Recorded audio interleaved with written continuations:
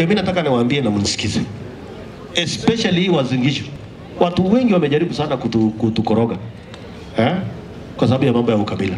Ukiwa Wazingishu, ukiwa Turkana, ukiwa Mombasa, ukiwa Gatundu, ukiwa kila kona pembe zote na Kenya, wewe ni Mkenya, wewe sio autoki kwingine. Penye utajenga, penye utasema watoto wako, penye mtasoma, hapo ni kwenu. Tunakubaliana? Na ndio unaona Warengi iko mix up. Si kila mtu wako hapo. Si tuko na watu wote Kenya yote mzima hapo. So mambo ya ukabila watu hawache. Mnajua ule mtu alikuwa deputy president wa Somali? Ule wa Munyoro. Mnajua Gachagua?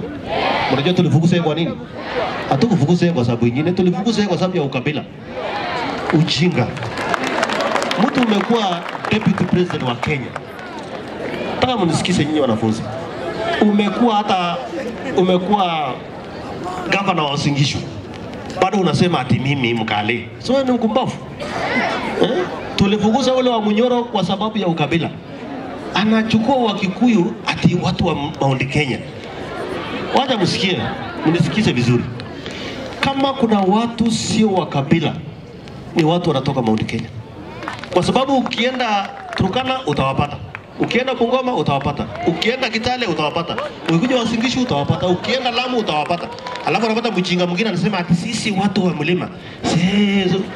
Hiyo mtu tulifukuza na kwenda kabisa. Mtu akili kidogo kama ya kuku. Wewe umepewa kwa deputy president wa Kenya mzima. Unakuja unasimama unasema ati sisi watu wa mlima. Unakubaliana na mimi nyinyi? Tuache maneno ya ukabila.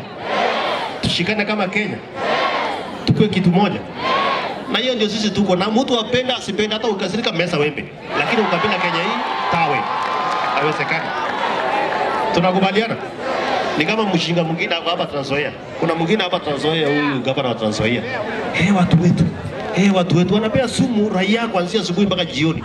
Badala afanyie raia kazi yake ni kutenga watu wetu. Sasa watu wenu mpaka lini wewe gavana? Baba anajifanya kazi yote, kazi yake ni kuzunguka tu na kuongea matope kuanzia asubuhi mpaka jioni. Na ndio mimi nataka niwaambie watu wa Kapseret, tukae imara, tupendane. Tukikuja hapa Wareng, tufanye ile vitu inafaa, wanafunzi wetu wasome, au wazazi wafurahi, tuende mbele kama taifa ya Kenya.